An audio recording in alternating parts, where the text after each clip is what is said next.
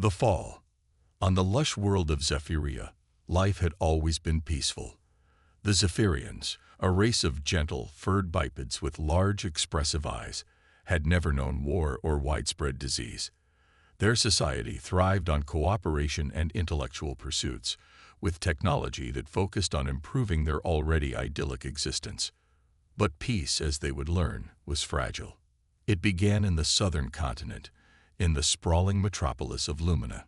A Zephyrian scientist named Ilara was conducting research on enhancing crop yields when she accidentally created something far more sinister, a highly infectious pathogen that targeted the brain, turning its victims into mindless, aggressive creatures with an insatiable hunger. At first, the outbreak was contained within the laboratory.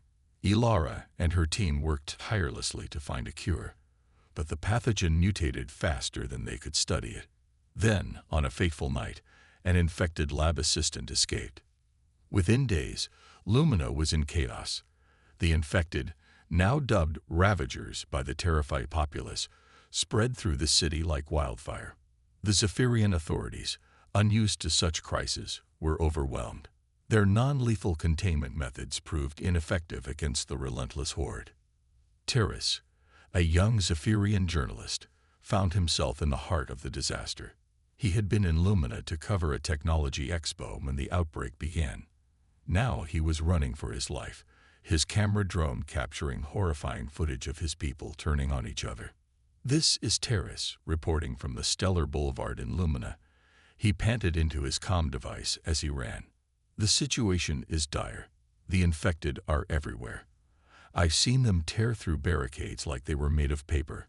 The authorities are advising everyone to stay indoors, but I don't think that's enough." He paused, ducking into an alley as a group of Ravagers lumbered past. Their fur was matted with blood, eyes glowing an unnatural red. Terrace suppressed a shudder. "The military has been deployed, but they're not equipped for this. We've never had weapons designed to kill. I don't know if we can stop this." As Terrace continued his impromptu broadcast, the situation across Zephyria deteriorated rapidly. The pathogen spread to other cities through fleeing refugees, many of whom were already infected, but not yet showing symptoms. Within weeks, entire regions had fallen. The Zephyrian government, in a desperate attempt to contain the outbreak, began quarantining entire cities.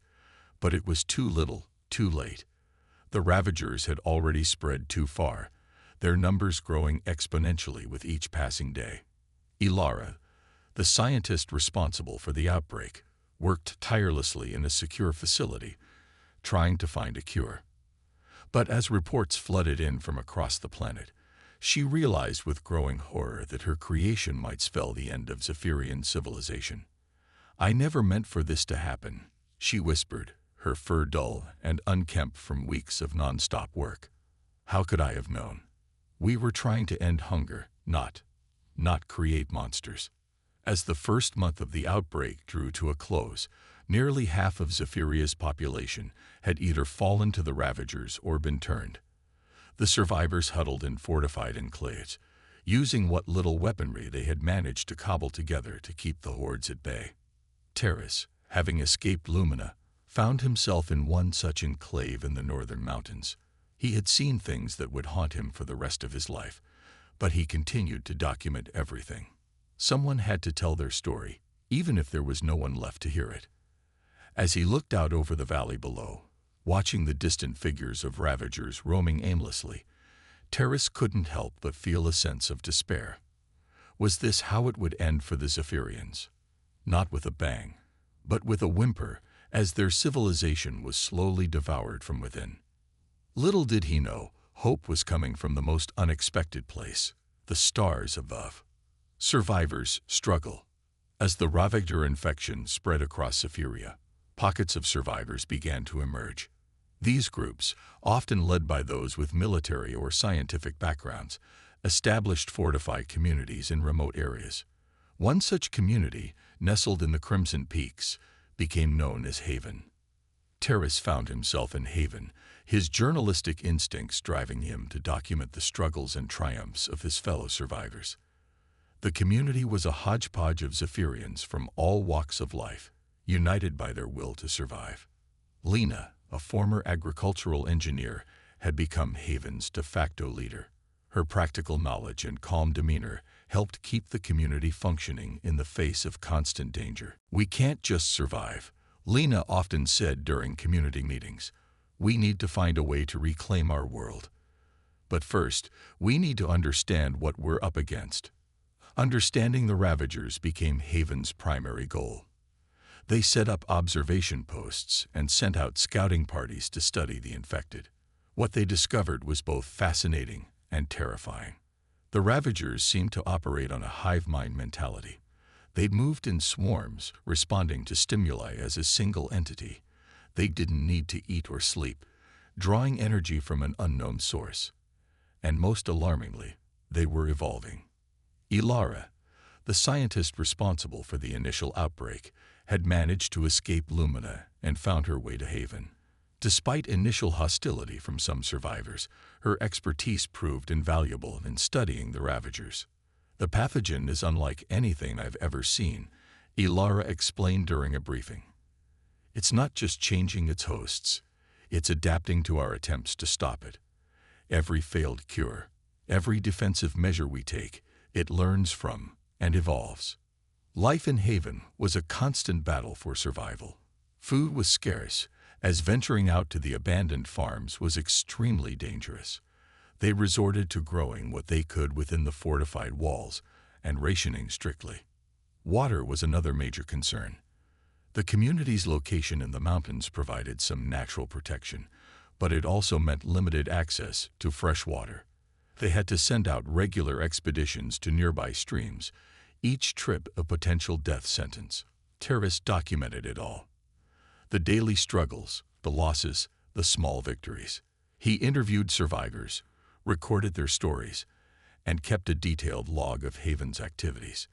In the back of his mind, he wondered if anyone would ever see these records, but he pressed on regardless. One day, during a particularly dangerous water run, Terrace found himself face to face with a pack of Ravagers. He had volunteered for the mission, wanting to capture footage of the world outside Haven's walls. As the infected creatures closed in, Terrace thought it was the end. But then, a figure burst from the undergrowth.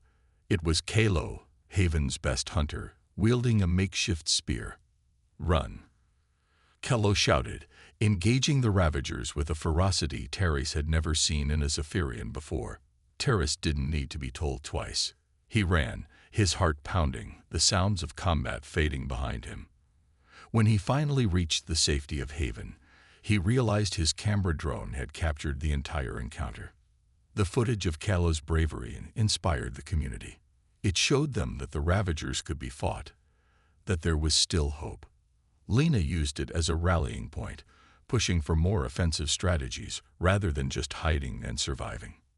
Months passed. Haven grew stronger, but so did the Ravager threat.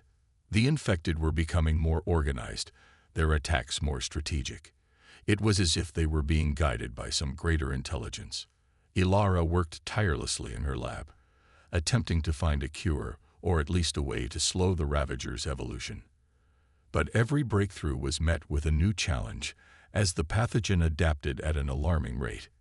"It's like it's alive," Ilara muttered one night, her eyes red from lack of sleep. Not just the Ravagers, but the pathogen itself. "It's learning." As if to prove her point, a massive Ravager swarm appeared on the horizon one morning. It was larger than anything they had ever seen, a seething mass of infected Zephyrians that stretched as far as the eye could see.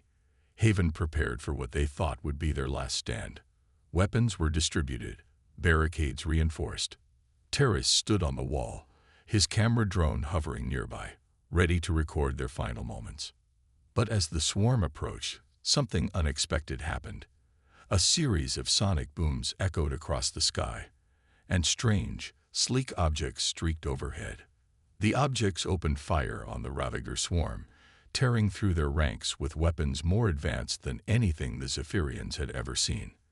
As Haven's residents watched in awe, a voice crackled over their communication systems.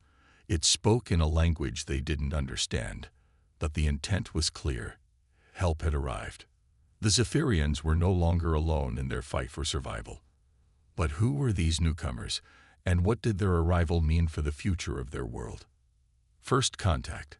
The sleek ships that had decimated the Ravager swarm now hovered above Haven, their presence both awe-inspiring and terrifying to the Zephyrians below. As the dust settled, a smaller craft detached from one of the larger vessels and began its descent towards the settlement. Lena, Terrace, and Ilara stood at the forefront of the gathered crowd, a mix of hope and apprehension on their faces.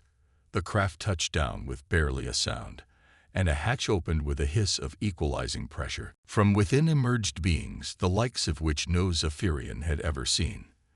They walked on two legs and had no fur, their skin a range of colors from pale pink to deep brown. They wore form-fitting suits that seemed to shimmer with energy. One of the beings stepped forward, raising a small device to its mouth. When it spoke, its words were translated into perfect Zephyrian. "Greetings, people of Zephyria. We are representatives of the Terran Alliance. We've come to help." The crowd murmured in astonishment. Lena stepped forward, her voice steady despite her racing heart. "We welcome you, Terrans. I am Lena, leader of Haven. How did you find us?" The lead Terran, who introduced himself as Captain Marcus Chen, explained that they had detected the outbreak from afar.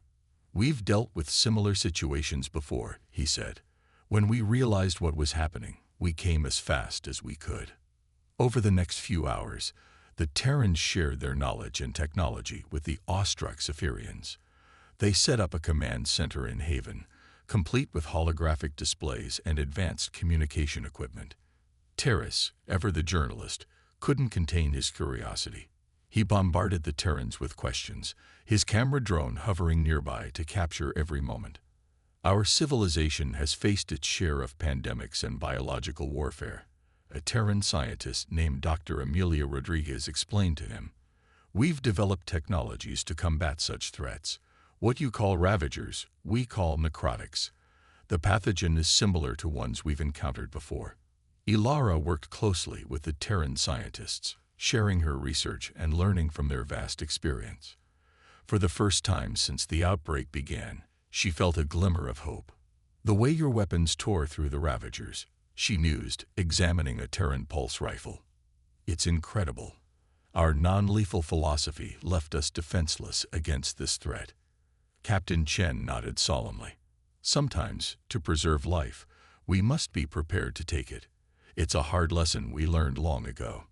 The Terrans introduced the concept of the ZETF, the Zephyrian Eradication Task Force. It was a joint operation between Terran military and scientific personnel, working alongside Zephyrian survivors to reclaim the planet. Lena, initially skeptical of the Offworlders, found herself impressed by their efficiency and genuine desire to help. "Why go to all this trouble for us?" she asked Chen one evening, as they overlooked the bustling activity in Haven. Chen's expression was somber.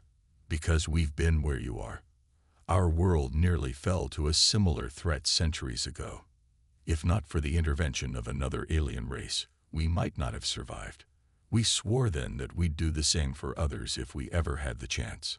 As the days passed, more Terran ships arrived, each bringing new technology and personnel. They established a perimeter around Haven, using force fields and automated defense systems to keep the Ravagers at bay. For the first time in months, the Zephyrians of Haven slept soundly, knowing they were protected. But the real work was just beginning. Terrace found himself working alongside a Terran communications expert, broadcasting messages to other survivor enclaves across Zephyria. "If you can hear this," he said into the transmitter, his voice filled with newfound hope, "help has arrived. Make your way to the following coordinates. Humanity is here, and together, we will reclaim our world." The response was overwhelming. Survivors from all over the planet began to make their way to Haven, braving the Ravager-infested wilderness with renewed determination. One evening, as Terrace was reviewing footage from the day's events, he noticed something odd. In the background of one shot, he saw a Terran soldier injecting himself with something. The soldier's eyes glowed briefly, reminding Terrace of the Ravager's eerie gaze. Curious, he approached Dr. Rodriguez about it. She hesitated before explaining. It's a neural enhancer. It allows our soldiers to interface directly with their weapons and armor. It's how we're able to fight the necrotics so effectively.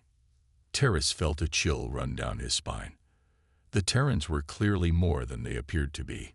Their help was invaluable, but he couldn't shake the feeling that there was more to their story than they were letting on. As Haven transformed into the headquarters for the ZETF, plans were laid for a global counteroffensive against the Ravagers. The Terrans promised a solution that would not only stop the infection but restore Zephyria to its former glory. But as Terrace looked out over the sea of Terran ships filling the sky, he wondered, what price would his people have to pay for their salvation? And were the Terrans truly the saviors they claimed to be? Or was there something more to their timely arrival on Zephyria? The stage was set for the greatest battle in Zephyrian history. The fate of their world hung in the balance, and the true test of this newfound alliance was about to begin. Operation Purge. The dawn broke over Haven, now a sprawling base of operations for the Zephyrian Eradication Task Force. Terran ships hummed in the sky, their energy shields creating a dome of safety over the settlement. On the ground, Zephyrians and humans worked side by side, preparing for the most ambitious military operation in Zephyrian history. Operation Purge. Terrace stood at the command center, his camera drone capturing the organized chaos around him. Captain Chen and Lena were hunched over a holographic map of Zephyria, discussing strategy. We'll start with the major population centers, Chen explained, pointing to glowing red areas on the map. Our ships will provide air support while ground teams move in to secure key locations. Lena nodded, her eyes filled with determination. And the cure, is it ready? Dr. Rodriguez stepped forward, holding a vial of shimmering blue liquid. We've synthesized it using Ilara's research and our own technology.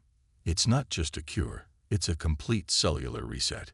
It will revert the Ravagers to their pre-infected state and provide immunity against future infections. Ilara, who had been listening nearby, couldn't hide her amazement. Incredible, she whispered. But how will we distribute it on a global scale? Chen smiled. That's where our nanite technology comes in. We'll release swarms of nanobots into the atmosphere, each carrying the cure. They'll seek out infected individuals and administer the treatment. As the briefing continued, Terrace couldn't shake his unease about the Terran's advanced technology. He approached Kalo, who was checking his Terran upgraded weapons. Doesn't this all seem too good to be true? Terrace whispered. Kalo shrugged. Maybe. But what choice do we have? It's this or extinction. The operation began at noon.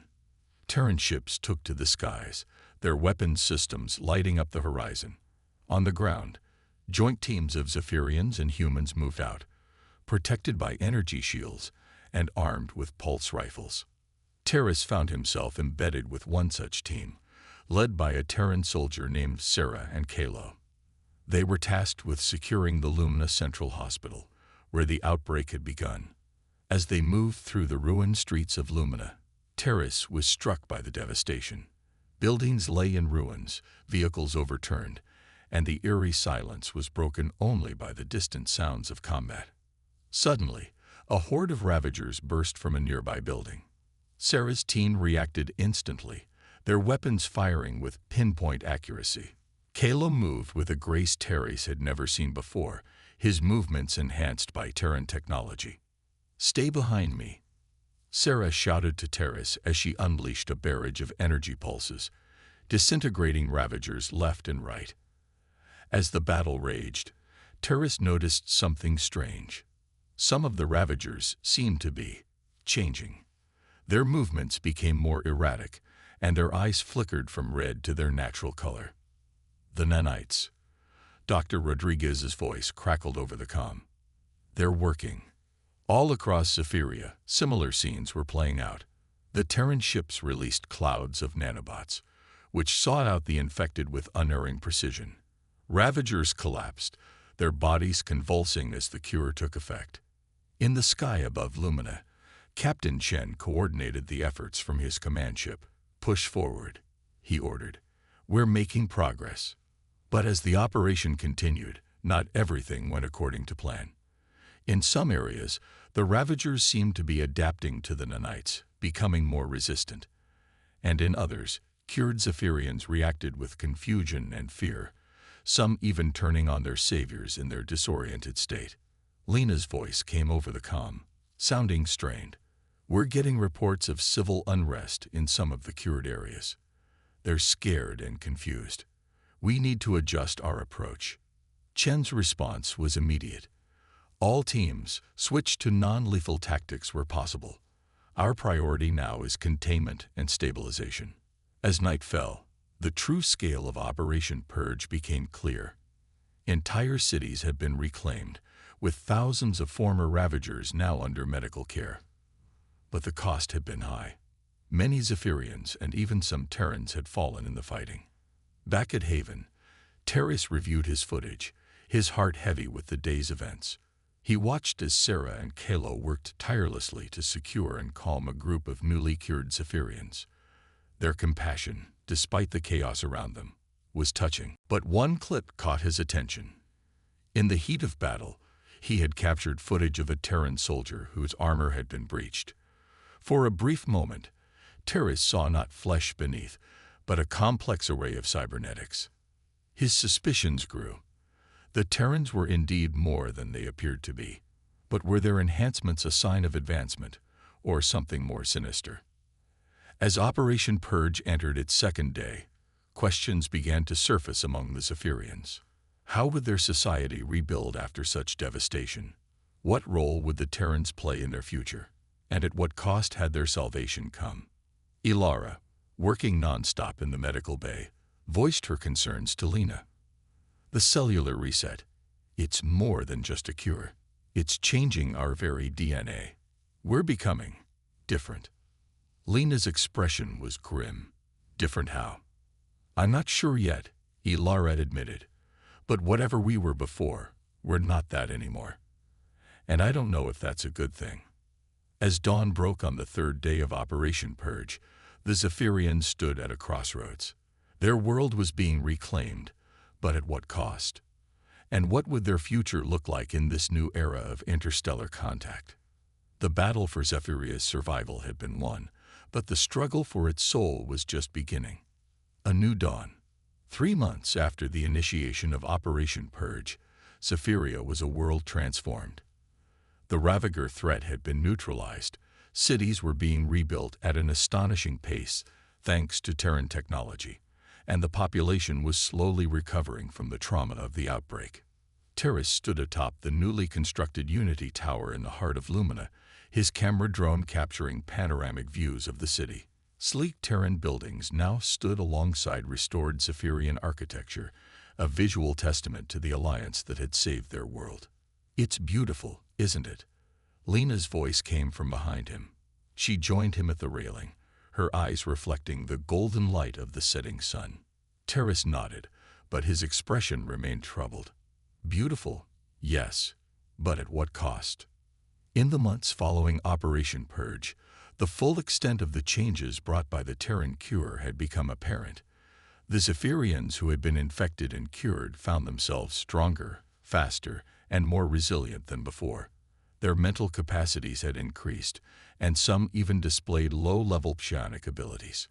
"We're calling a planetary assembly tomorrow," Lena said, her voice low.